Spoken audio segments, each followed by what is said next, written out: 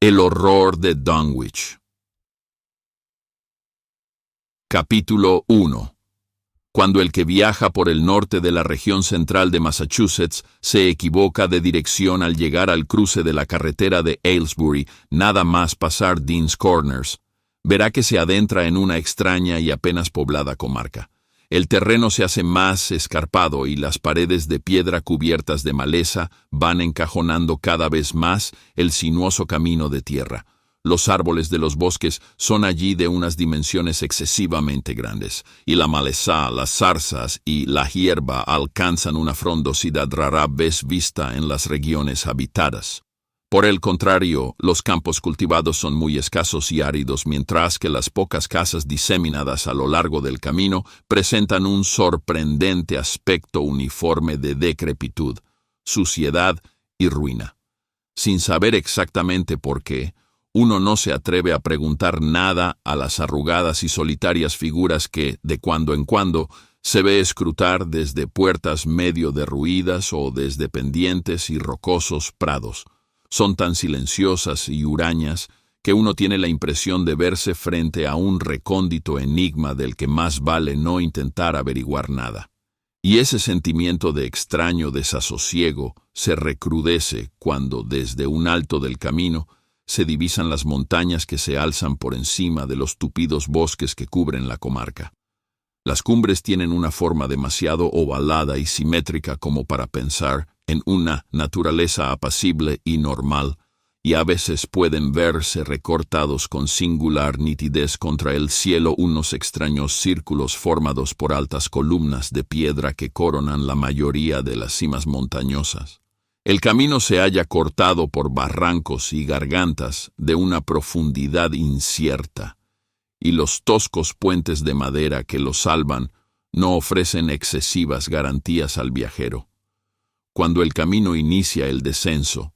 se atraviesan terrenos pantanosos que despiertan instintivamente una honda repulsión y hasta llega a invadirle al viajero una sensación de miedo cuando, al ponerse el sol, invisibles chotacabras comienzan a lanzar estridentes chillidos y las luciérnagas, en anormal profusión, se aprestan a danzar al ritmo bronco y atrozmente monótono del horrísono croar de los sapos.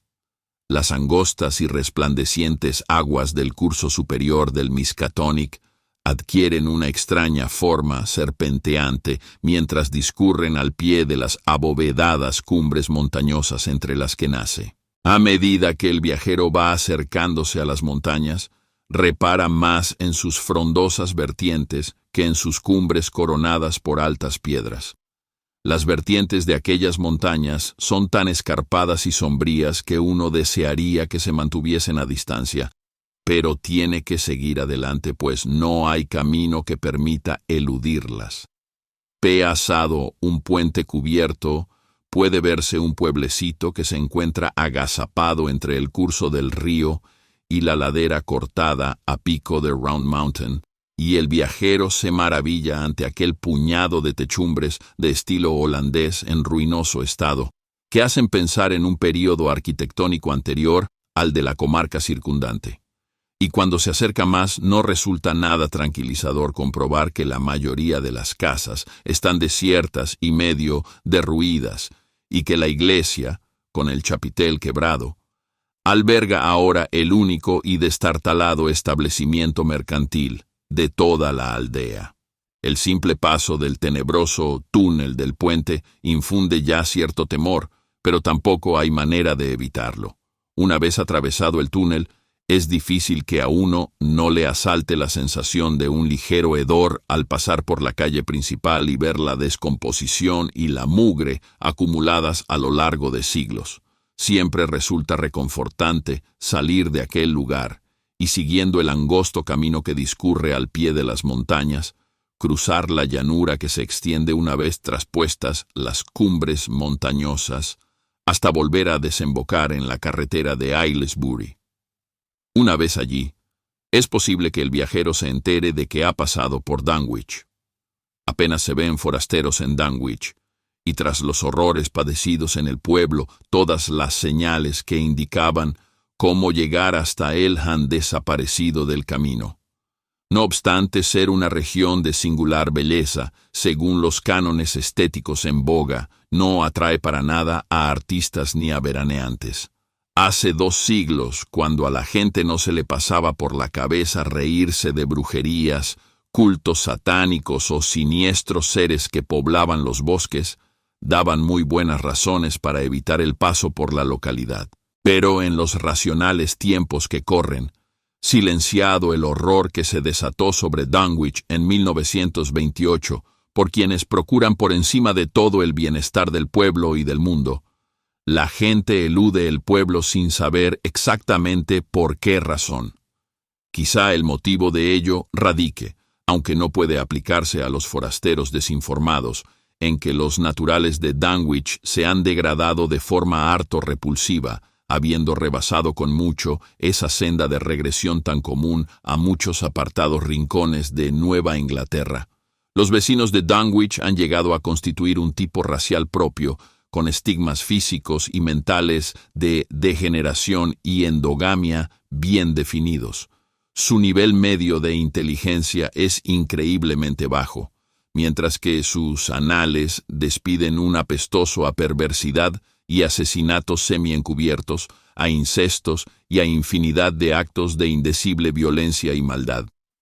La aristocracia local, representada por los 2 o 3 linajes familiares que vinieron procedentes de Salem en 1692, ha logrado mantenerse algo por encima del nivel general de degeneración, aunque numerosas ramas de tales linajes acabaron por sumirse tanto entre la sórdida plebe que solo restan sus apellidos como recordatorio del origen de su desgracia. Algunos de los Whately y de los Bishop siguen aún enviando a sus primogénitos a Harvard y Miskatonic, pero los jóvenes que se van rara vez regresan a las semiderruidas techumbres, de estilo holandés bajo las que tanto ellos como sus antepasados nacieron y crecieron. Nadie, ni siquiera quienes conocen los motivos por los que se desató el reciente horror, puede decir qué le ocurre a Dunwich, aunque las viejas leyendas aluden a idolátricos ritos y cónclaves de los indios en los que invocaban misteriosas figuras provenientes de las grandes montañas rematadas en forma de bóveda, al tiempo que oficiaban salvajes rituales orgiásticos contestados por estridentes crujidos y fragores salidos del interior de las montañas. En 1747, el reverendo Abijah Hoadley, recién incorporado a su ministerio en la Iglesia Congregacional de Dunwich, predicó un memorable sermón sobre la amenaza de Satanás y sus demonios que se cernía sobre la aldea, en el que, entre otras cosas, dijo: «No puede negarse que semejantes monstruosidades integrantes de un infernal cortejo de demonios son fenómenos harto conocidos como para intentar negarlos. Las impías voces de Azazel y de Busrael, de Belcebú y de Belial, las oyen hoy saliendo de la tierra más de una veintena de testigos de toda confianza. Y hasta yo mismo, no hará más de 2 semanas, pude escuchar toda una alocución de las potencias infernales detrás de mi casa. Los chirridos, redobles, quejidos, gritos y silbidos que allí se oían no podían proceder de nadie de este mundo. Eran de esos sonidos que solo pueden salir de recónditas cimas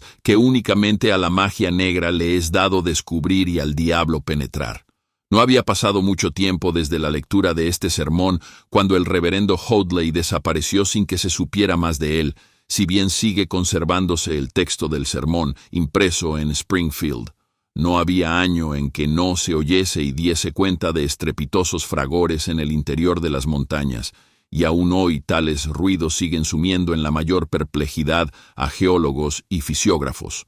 Otras tradiciones hacen referencia a fétidos olores en las inmediaciones de los círculos de rocosas columnas que coronan las cumbres montañosas y a entes etéreos cuya presencia puede detectarse difusamente a ciertas horas en el fondo de los grandes barrancos, mientras otras leyendas tratan de explicarlo todo en función del Devil's Hop Yard, una ladera totalmente baldía en la que no crecen ni árboles ni matorrales ni hierba alguna, Por si fuera poco, los naturales del lugar tienen un miedo cerval a la algarabía que arma en las cálidas noches la legión de chotacabras que puebla la comarca.